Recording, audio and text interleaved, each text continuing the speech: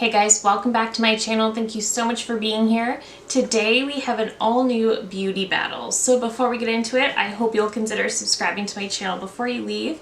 Give this video a thumbs up if you enjoy, and let's get into it. Alright, so as we know, I try out a ton of new products, new makeup, and often enough there are some very similar products and I end up loving both of them. So every now and then I like to put them head to head and picking between the two to give you my final recommendation. So let's hop right into it. First up, we have a concealer battle. So I chose the Natasha Denona High Glam Concealer, which is one I've been absolutely loving since she released it, I believe back in late spring. And we had the Makeup by Mario Surreal Skin Awakening Concealer. So these were both highly anticipated concealers this year, and I love them both. These are both concealers that I was so excited to get my hands on. I wanted them both so much, and I absolutely love them both. The Natasha Denona has this really nice component. It's got that soft touch matte lid at the shade N1. And this is the perfect shade for me. I will say her shade range made it very difficult to choose between. This one does have a 12-month shelf life and you get 7 milliliters of product. So pretty standard. I love this one because it gives really great full coverage, but it also is very comfortable on the under eyes. It never feels at all heavy or cakey, but it is so hydrating while also giving you a great amount of coverage. It blends out like a dream. It wears all day long. It looks absolutely beautiful on the under eyes. This has been such a favorite this year. More recently, I grabbed the Makeup by Mario Surreal Skin Concealer, and I have the shade 120, which I believe is potentially the lightest they have. So this one has a 24-month shelf life and you get 5.8 milliliters of product. So Natasha gives you more product, but the shelf life is only half of the Makeup by Mario. The packaging of the Makeup by Mario is also absolutely beautiful. Looking at a quick swatch, so you can see the Mario pulls, well, it's a little lighter. The Natasha is a little bit more rosy. Both work very well for me. The Makeup by Mario is better for brightening, but they both work very well for me. The Makeup by Mario also gives a very full coverage. This one is also incredibly long wearing and still looks incredibly flawless at the end of the day. This one is also quite hydrating. This never feels dry or heavy or cakey, but again, it gives you that really full coverage that's going to last all day. I will say I think the Mario creases more than the Natasha Denona. I think the Natasha Denona you can get away with not setting it. All concealers are going to crease, but this has minimal creasing compared to a lot of other concealers that I've tried. The Makeup by Mario is just going to crease. So I do recommend setting it, and I also recommend powdering it because if you don't set it, it does feel sticky to the touch. So while these are both incredible, the Makeup by Mario does have twice as long of a shelf life. I believe they're comparable in price point, but I have to say, if I have to pick, I think the Natasha is still my favorite just because I do think it's a little bit more hydrating, and if I forget to set it, it's not going to be as big of a deal. So I think I am going to still give this round to Natasha. It's a close one, but I do think Natasha wins this one. Next up, we have two blush wands. We have the Charlotte Tilbury Glowgasm Beauty Light Wand in the shade Pinkgasm, and we have the Tarte Blush Tape in the shade Pink. So the Tarte is pretty new to my collection. These both have the exact same component. There are some minor differences to the outside, but overall they're the same. These are both minis, by the way. I have been playing with the Charlotte Tilbury the longest. These do have a 12-month shelf life. So the Charlotte Tilbury has this little puffball applicator. You just twist it to turn it on, and then you can just squeeze up a little bit of product, and there is your shade. So you can either dot this directly on the cheek or you can take it with a brush off the product. I love the Charlotte Tilbury. I think it's surprisingly long wearing for a more liquid blush. I think it's very beautiful. This obviously is a very glowy blush, which isn't my preference. I do prefer her matte beauty wands, but because the Tarte ones are actually pretty glowy as well, I decided that this makes the most sense for comparison's sake. Grabbing the Tarte. So this one has a 6-month shelf life. This one also, take off the lid, you twist it to turn it on, you squeeze a little bit up. I do feel like the Tarte is perhaps just a little bit more pigmented, but they're both very, very smooth, both very, very beautiful. I love how these look on the cheeks. A little bit definitely goes a long way. You don't need too much with these. They're both just beautiful, beautiful products on the skin. And choosing between the two is actually really hard because I really don't know. I think they're both great. They have the same component. These are also both made in Italy. They are almost completely identical products. The full size of the Charlotte Tilbury retails for $53 Canadian. The full size of the Tarte retails for $45. So they're both really expensive for what they are. And this is really, really hard, but I think I'm gonna give this one to Tarte. And the reason being, you get a little bit more product and you pay a little bit less. It's still not a great deal, but Tarte's website also does a lot better sales than Charlotte Tilbury. So you can probably get this for a decent price at certain points throughout the year. So I think I'm gonna go with Tarte. I know it has half the shelf life, but they're both made in Italy. They have the same component. They look very similarly on the cheeks. I would say the Tarte, if anything, is a little bit more pigmented, and I would say a little bit more comes out with this one. But I think if I have to choose between these two, it's hard because they're so very similar, but I think Tarte's gonna take this one. Okay, let's talk about some cream eyeshadows. On one side, I have the Give Beauty Longwear Mousse eyeshadows. I have two shades. I have Midriff and I have Top Knot. And then I'm putting these against the Merit Beauty Solo Shadows. I have this one in the shade Mid-Century. So the Merit was actually sent to me. These two I purchased myself. I've been absolutely raving about the Give Beauty single shadows this year. So I have the shade Midriff, which I've talked about a lot. And this is what it looks like. So it's just a very, very beautiful kind of sparkling taupe. And it's beautiful for every single day. I also recently grabbed Top Knot, which is the most beautiful sparkling kind of rosy gold. Absolutely gorgeous. The sparkle compared to Midriff is crazy. So I've been raving about these for months at this point. These have a 12-month shelf life. They have 9 milliliters of product or 0.3 fluid ounces. They are both made in the USA. I've been raving about these. These are so good for my oily eyelids because they stay all day without me needing to wear a primer, which is absolutely crazy to me. They stay flawless, they don't crease, they don't budge, they don't fade, they don't do any of that. And they just end up looking so beautiful and flawless all day long. With these, the one catch is that you have a good 20 to 30 seconds to blend them out, but after that you're stuck with it as it is. So I do recommend doing one eye first and then the other. That way you're not messing with that window. It's just that for those 20 to 30 seconds, they're buildable, they're blendable, you can maneuver them wherever you want, you can add a little bit more, but once it's past that point, these are set down and locked in for the day. So if you try to build, it's not going to look very nice. But these are absolutely incredible if you're looking for a long wearing liquid shadow that is just effortless and beautiful. I love these. And these are a pretty reasonable price point too. I think these are in the $20-$25 range at Sephora. And very recently, I've been trying out the Merit Solo Shadow. So this has a 6-month shelf life and has 5 milliliters of product or 0.17 fluid ounces. So half the shelf life and less product in here. The packaging of this is gorgeous. The only thing I don't like is the component when you're taking it off. As you're twisting, it feels like you're kind of hitting something. You need to keep pushing and because that's just the locking mechanism. And then the same thing when you're putting it on, you'll twist it on and you'll kind of, it feels like a roadblock and then you push and it locks in place. I don't love that because it feels like I'm going to break it. But then inside you just have this cream shadow. So I have Mid-Century, which is a warm brown. They do have a list of their different minimalist sticks and what shade would go great with your complexion. I didn't listen to that. I just picked the brown that I thought was pretty and I'm not sad about it. So this is what this one looks like.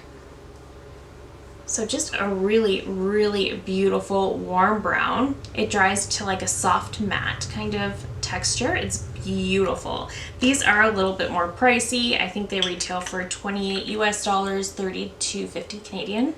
So they are on the pricey side. These, however, are beautiful if you're really looking for that one and done shadow. It really is effortless. They do make a brush specifically for this, but you do not need the brush. This is what it looks like. It's dual ended. It's fluffy on one side and has like a little pointy end at the other. You don't need both. You can apply this with any fluffy brush, but I do think this looks very, very flawless. On the eyes, when you blend it out, it looks so effortless. It doesn't look like too much. Like I said, I didn't go with the shade that was recommended. I went with the one that I just thought was the prettiest. And I would love to try more of their shades. They do have 4 very neutral shades and they have 4 wearable colors, which I think is really nice. I think that's a great starting point. And their whole marketing campaign for this was absolutely fabulous, just about eyeshadow being easy and not having to add in all these different colors and feel overwhelmed with all these shades and different palettes, things like that. So I do think their marketing for this was genius, and it really does represent the product, how easy it is to work with, how easily it is to blend out. It looks so, so pretty on the lids. It really does. And this is another product that I can get away with without using a primer. When I don't use a primer, these do not crease. I noticed the slightest bit of fading, but not much.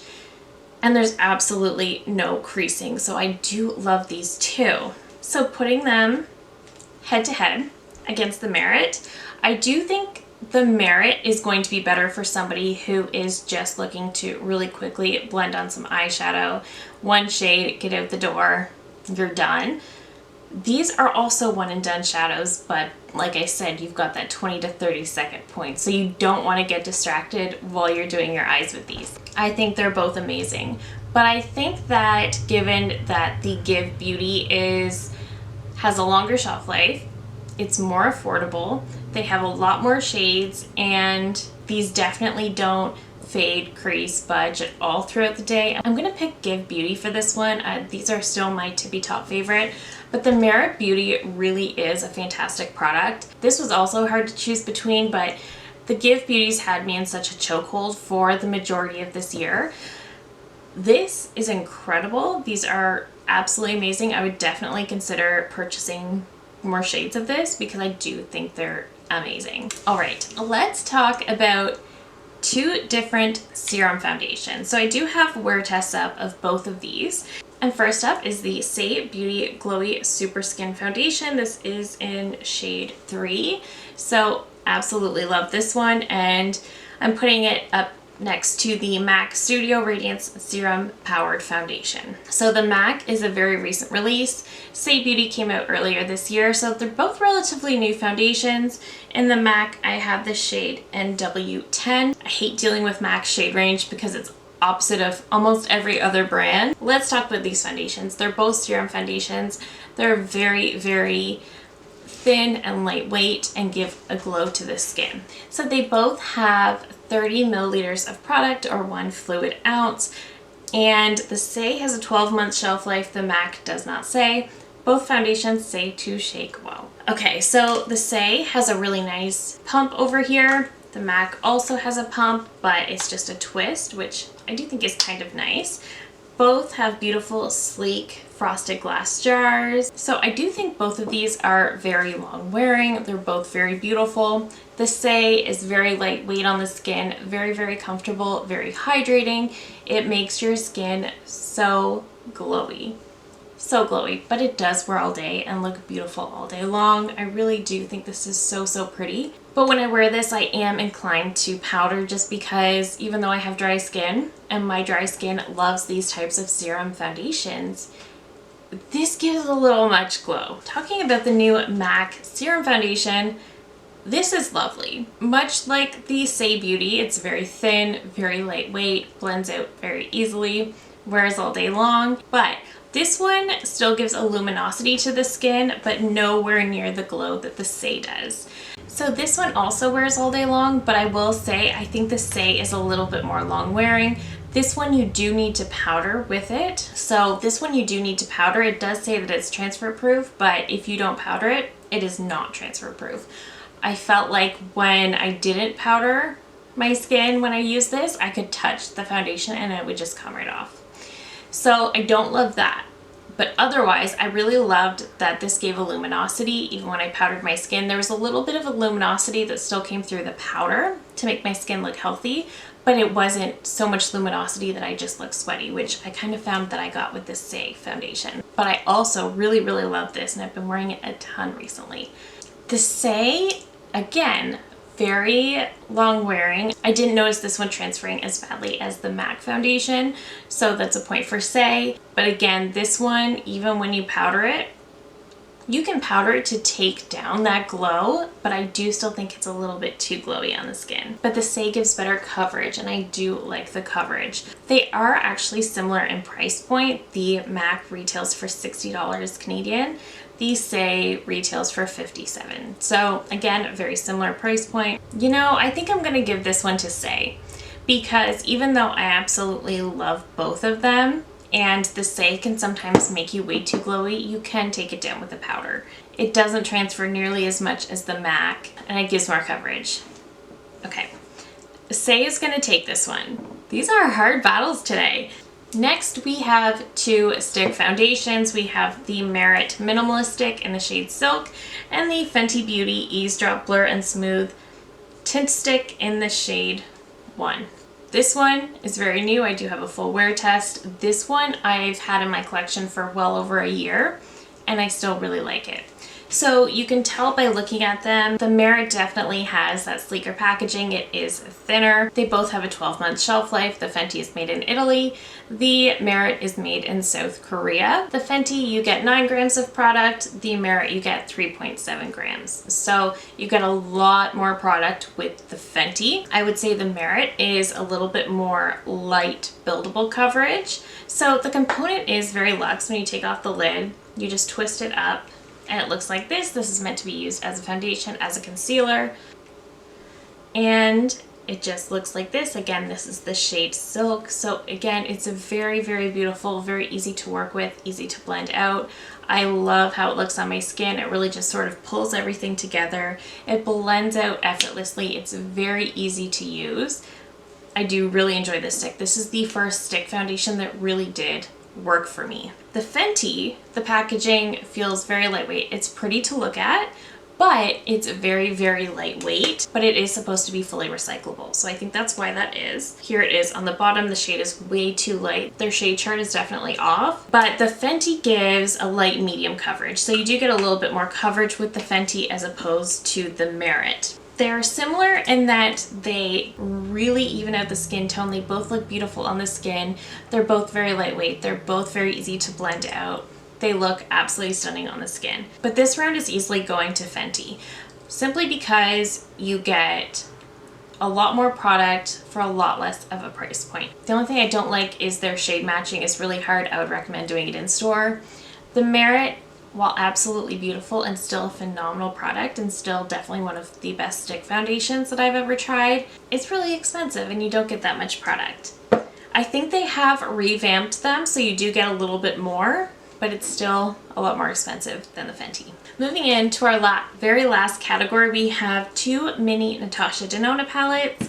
We have the Mini Biba, which has been a favorite of mine for the longest time, and we have the new Mini Starlet. So I decided to put these head to head because they're similar in the sense that they're both great for fair skin tones, in my opinion. You do get a little bit of depth, but not that much. I think both of these end up coming out with a slightly more peachy, sparkly look. And I both quoted these as saying that they are beautiful everyday palettes. They're absolutely gorgeous.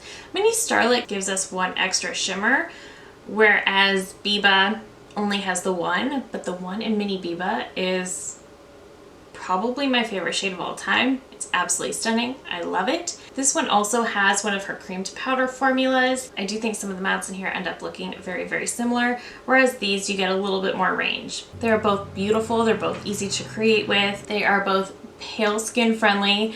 I think they are beautiful, but the winner has to be Mini Biba, and that was the easiest one. This is still my favorite. The only one that's really giving this one a run for its money is the I Need a Nude palette, but it's going to take some time to earn the same level of love as I have for the Mini Biba. I Need a Nude is still very high on my list. It's quite potentially going to be my favorite of the year, but I've just loved this one for so long at this point that it hasn't been bested. Mini Starlit is absolutely gorgeous as well, but I have to give it to Mini Biba. And that is it for me today. I have so much fun doing these beauty battle videos, but it takes me some time in between because as I'm trying new products and figuring out what is sort of similar, I like to gather a bunch and compare them. But these are so fun to do, even though they are quite a struggle. Let me know down below if you like this type of video, if you'd like to see more. I love hearing from you guys so much. If you're new here, I hope you'll consider subscribing before you go. I do upload at least 3 new videos every single week. Thank you again so very much for watching, and I will see you in my next one. Bye!